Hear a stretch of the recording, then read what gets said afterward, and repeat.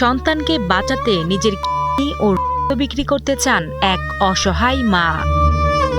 বিরল রোগে আক্রান্ত হয়ে গত ৮ মাস ধরে দৃষ্টিশক্তি আর হাঁটা চলার ক্ষমতা হারিয়েছে ৬ বছর বয়সী শিশু অভিজিৎ সরকার। সন্তানকে সুস্থ করতে ইতিমধ্যে নিজেদের যতটুকু সম্বল ছিল সব শেষ করে এখন ঋণগ্রস্ত।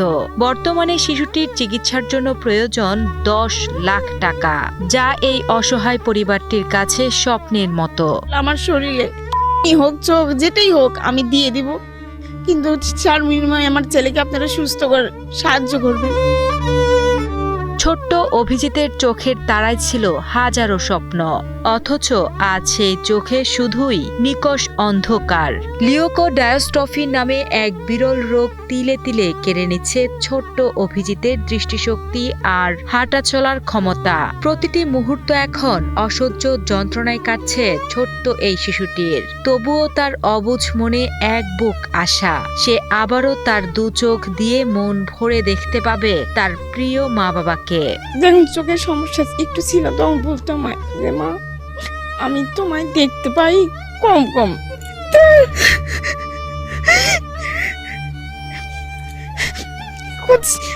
ডাক্তারে তুমি আমাকে ভালো ডাক্তার কাছে নিয়ে যাও, আমি তার সুস্থ হব। বলবো আমি ভালো হয়ে গেলে আমি যেগুলো পড়ার শিখছি আমি আবার ভালো করে পড়তে পারবো, আমি পারবো। ধার দেনা করে ইতোমধ্যে ২ লাখ টাকা খরচ করে অভিজিতের চিকিৎসা করা হলেও এখন অর্থাভাবে পরবর্তী চিকিৎসা করাতে পারছেন না অসহায় এই বাবা মা। সামান্য এক পোশাক শ্রমিক বাবার পক্ষে ছেলের চিকিৎসার জন্য ১০ লাখ টাকা জোগাড় করা কোনোভাবেই সম্ভব নয়। সন্তানের এই নিভে যাওয়া জীবন প্রদীপ জ্বালাতে মা ট্রপিরানি আজ এতটাই মরিয়া যে নিজের দেহের অঙ্গ বিক্রি করতেও দ্বিধা করছেন না তিনি। মিনিমাম ১৫ লাখ টাকা লাগবে। তখন তো আমরা তো শোনার পরে তো হতভম্ব যে কি করবো। এই মুহূর্তে আমার সম্ভব না ১২-১৩ লাখ টাকা দিয়ে আমার ছেলেকে চিকিৎসা করা, কিন্তু আমি তো একটা মা, আমি তো চাই আমার ছেলের আমি চিকিৎসা করে সুস্থ করি। কারণ একটা মা কখনো তার ছেলের কখনো তার বাচ্চার এরকম কষ্ট দেখতে পারে না।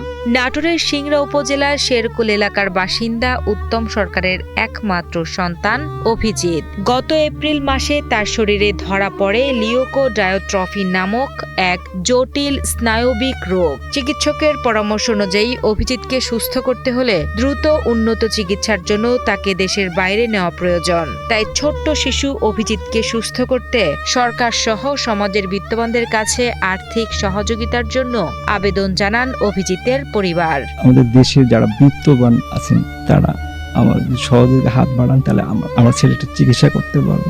যে যা পারেন আমাকে একটু সহযোগিতা করেন, আবার যেন দাদু আমাকে আবার আমার দাদু বলে বুকে তুলে নেয়। শিশুটির এই অবস্থা দেখে ব্যথিত প্রতিবেশী ও স্বজনেরা। নিষ্পাপ শিশুটির চোখের দৃষ্টি ফিরে আনতে সমাজের হৃদয়বান সহ দানবীরদের এই অসহায় পরিবারটির পাশে দাঁড়ানোর আহ্বান জানান তারা।